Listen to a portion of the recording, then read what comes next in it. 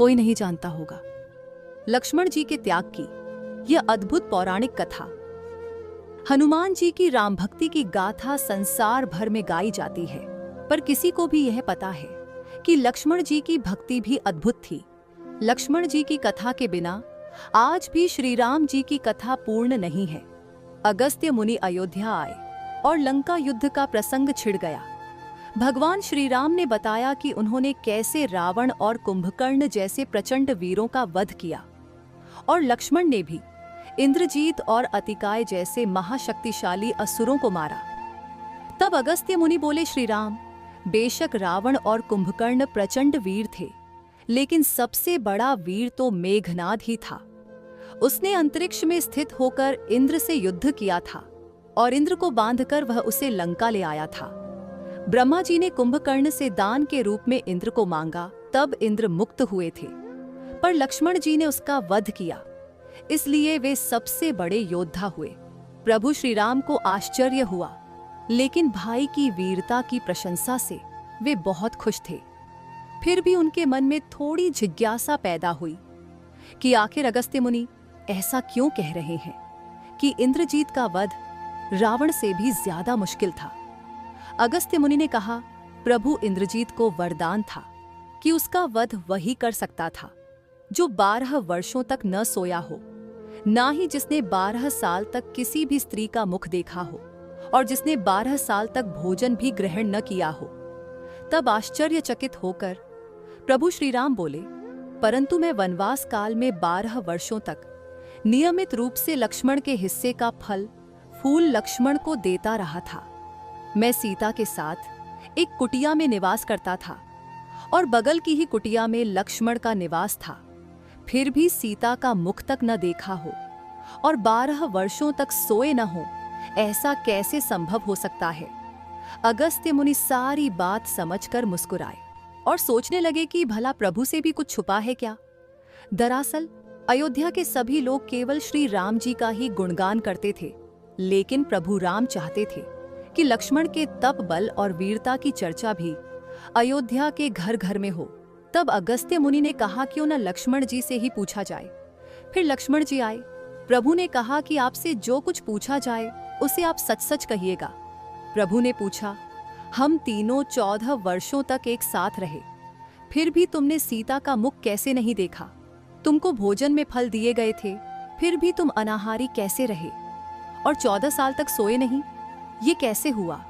तब लक्ष्मण जी ने बताया, भैया, जब हम भाभी को तलाशते हुए ऋष्यमुख पर्वत गए थे तो सुग्रीव जी ने हमें माता सीता के कुछ आभूषण दिखाकर पहचानने को कहा था।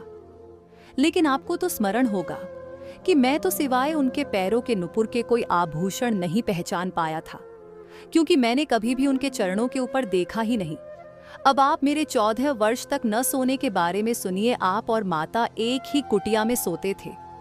तब मैं रात भर बाहर धनुष पर बाण चढ़ाए पहरेदारी में खड़ा रहता था, पर निद्रा देवी ने मेरी आंखों पर कब्जा करने की कोशिश तो बहुत की, पर मैंने निद्रा को अपने बाणों से बेध दिया था। तब निद्रा ने हार स्वीकार की और मुझे वचन दिया था कि वह मुझे अब 14 साल तक स्पर्श तक नहीं करेगी। लेकिन जब प्रभु श्री राम का अयोध्या में राज्याभिषेक हो रहा होगा और मैं भ्राता श्री के पीछे सेवक की तरह छत्र लिए खड़ा रहूंगा, तब वह मुझे घेरेगी। आपको याद होगा कि आपके राज्याभिषेक के समय मेरे हाथ से छत्र गिर गया था। तब निद्रा देवी ने मुझे घेर लिया था और मैं अचेत हो गया था। फिर आगे लक्ष्मण जी बोलते हैं कि अब मैं आपको ये बताता हूं कि मैं 14 साल तक अनाहारी कैसे रहा। मैं जो फल फूल लाता था, आप उसके 3 भाग करते थे। एक भाग देकर आप मुझसे कहते थे कि लक्ष्मण फल रख लो। आपने कभी फल खाने को नहीं कहा। फिर बिना आपकी आज्ञा के मैं उन सब फलों को खाता कैसे? मैंने उन्हें संभाल कर रख दिया। सभी फल उसी कुटिया में अभी भी रखे होंगे। तभी प्रभु के आदेश पर लक्ष्मण जी चित्रकूट की कुटिया में से वे सारे फलों की टोकरी लेकर आए और दरबार में रख दिए। तब सभी फलों की गिनती हुई तो 7 दिन के हिस्से के फल नहीं थे। प्रभु ने कहा, इसका अर्थ है कि तुमने 7 दिन तो आहार लिया ही था।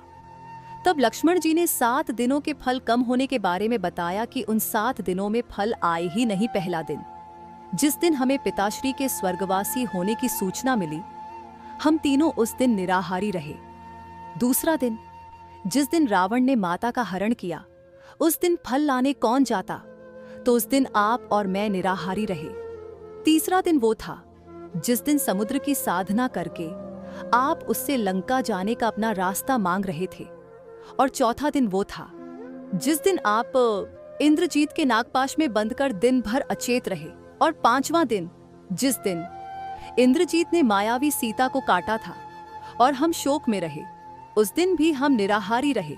और छठा दिन वो था जिस दिन रावण ने मुझे शक्ति मारी थी, उस दिन मैं मूर्छा में था और आप मेरे शोक में थे, उस दिन भी हम निराहारी रहे।